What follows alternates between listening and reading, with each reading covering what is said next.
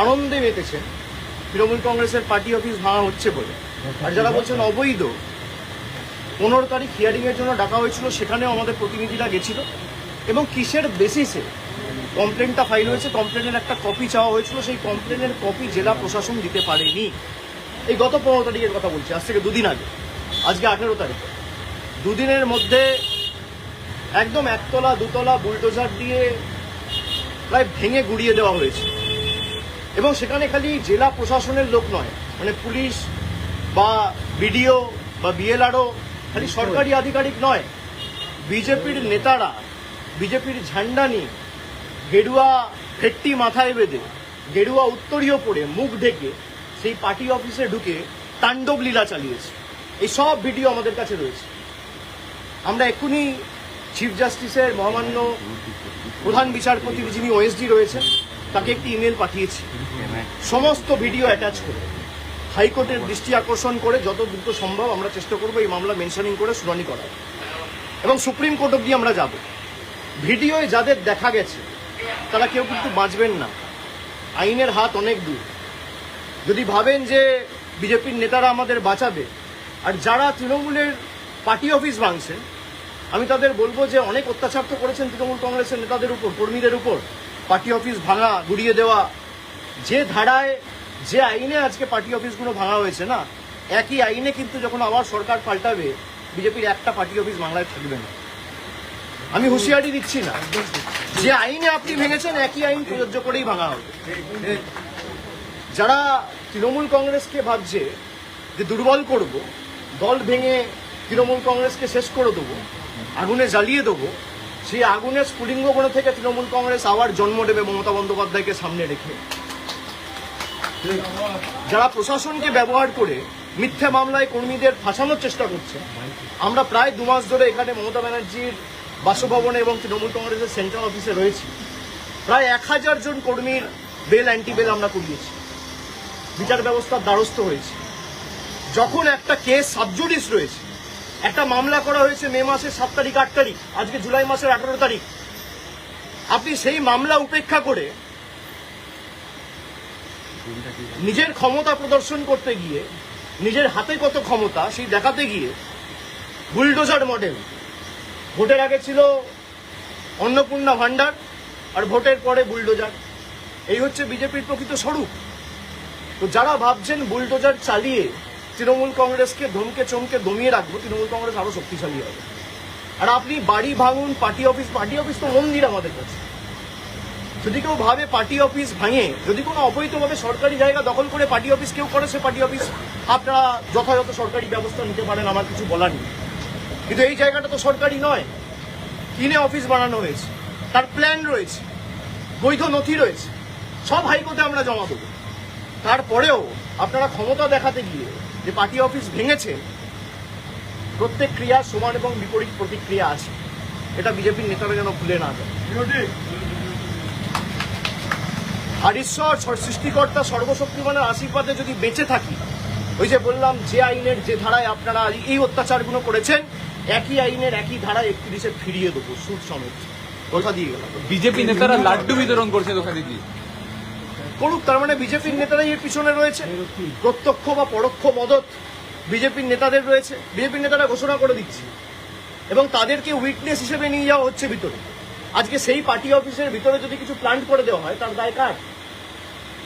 যিনি আমার বিরুদ্ধে ক্যান্ডিডেট হয়েছিলেন, 2বার ল্যাজে গোবরে হেরেছে, তাকে উইটনেস হিসেবে বিজেপি নিয়ে গেছে। পার্টি অফিস যখন ভাঙা হচ্ছে, ভিতরে যখন মালপত্র নিয়ে আসা হচ্ছে, বিজেপির গেরুয়াধারী, গেরুয়া পতাকা, গেরুয়া উত্তরীয় পড়া গুন্ডারা মুখ ঢেকে, আপনারা তো দেখিয়েছেন, বেসিন, ফার্নিচার সব ভেঙে দেওয়া হচ্ছে, পৈতৃক সম্পত্তি এদের।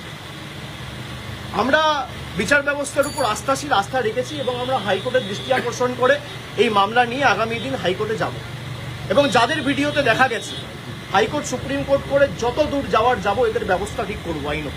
আপনি যার কথা বলছেন তিনি বলছেন সেখান থেকে নাকি বুথ দখলের ষড়যন্ত্র হতো। বুথ দখলের ষড়যন্ত্র হতো তৃণমূলের পার্টি অফিস থেকে। বিজেপির কোন বুথের এজেন্ট বুঝতে পারেনি, তার তালিকাটা দিতে বলুন না। স্ক্রুটিনির সময় সে তালিকা দিতে পারেনি কেন? 2024-এ যখন নির্বাচন হয়েছে, তার 2 দিন পরে স্ক্রুটিনি হয়, স্ক্রুটনিতে অভিযোগগুলো তোলেনি কেন?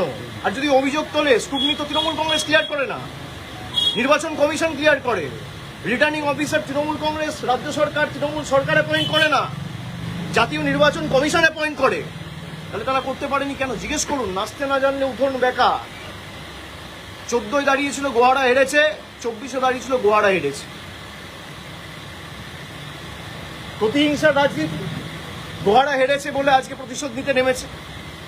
এর বিচার মানুষ করবে, চিন্তা করার কারণ নেই। আমার মানুষের উপর ভরসা, আস্থা রয়েছে।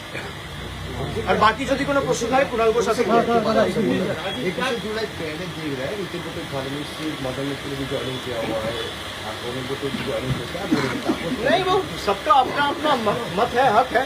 जिसको जहां जाना है जाए, उसमें दिक्कत क्या है? लेकिन एक ईडी समन आते ही अगर आप चले जाओगे तो ये साफ है कि आप लड़ना नहीं चाहते हो, आप डरते हो, और डरते हो तभी झुकते हो। भाई अगर आपके पास कुछ है नहीं, अगर मान लो सब कुछ आपका पक्ष में है, तो आप जाओ। ईडी में मेरे को भी बुलाए, मैं तो भागा नहीं हूं। मेरे को 10 बार बुलाए, मेरे को सीआईडी बुलाया, मेरे को एसटीएफ बुला रहा है, मेरे को सीआईडी बुला रहा है, मेरे को स्टेट पुलिस। मेरे खिलाफ कितना एफआईआर हो चुका है? 20, 25, 30 एफआईआर हो चुका है। मुझे खुद मालूम नहीं है। मैं हाईकोर्ट में लिस्ट मांगा हूं कि डीजीपी को बोल के मेरे खिलाफ कितना एफआईआर हुआ है उसका लिस्ट दीजिए। अगर आप लड़ना नहीं चाहते हो, बट अगर आप हार ही मान गए और आपको लगता है कि भाई उनके पास जाएंगे तो ना ईडी टच करेगा, ना सीबीआई टच करेगा, ना पुलिस टच करेगा। हमारे लिए ईडी का प्रोटेक्शन महत्वपूर्ण नहीं है, हमारे लिए जनता का प्रोटेक्शन महत्वपूर्ण है।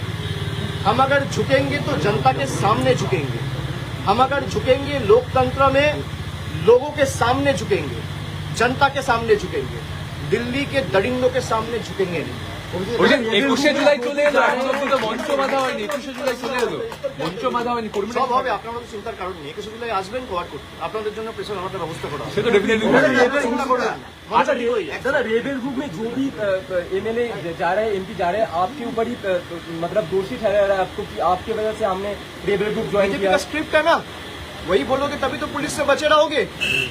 अगर आप अभिषेक बनर्जी को 4 गाली नहीं दोगे तो पुलिस आपको नहीं छोड़ेगा। अगर आप गाली दोगे तभी आप बचे रहोगे। जो 4 तारीख के बाद जा रहे हैं, 4 तारीख के पहले चला जाता, मैं तो पहले भी था। भाई 24 में पार्टी जीत के आया, 29 आसन पार्टी जीता, तो अगर हार का जिम्मेदारी अभिषेक बनर्जी का है, 24 में जीत का जिम्मेदारी भी अभिषेक बनर्जी का है। मानोगे? और अगर किसी को मेरे से दिक्कत है, मैं तो चुनौती देता हूं।